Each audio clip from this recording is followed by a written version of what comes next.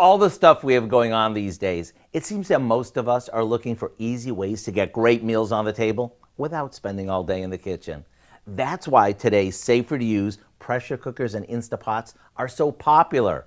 You see, when food cooks under pressure, it cooks quickly and is infused with lots of flavor. So let's start by placing a good-sized pork shoulder that we've seasoned on a rack inside our pressure cooker. We add some water,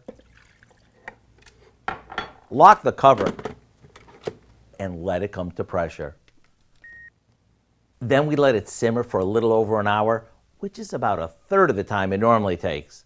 Once it's done and the pressure releases, we carefully take out our tender as could be pork and shred it with a couple of forks. We put it back in the pot, add a bit of barbecue sauce and pineapple tidbits. When it's heated through, it's done. Our favorite way to serve this is on slider rolls. And whether you put these out for dinner or during a game at halftime, everyone will be all smiles. To get the recipe for our tropical pulled pork sliders, all you have to do is visit our website. I'm Howard in the Mr. Food Test Kitchen, where today we found a tasty tropical way for you to say, ooh, it's so good.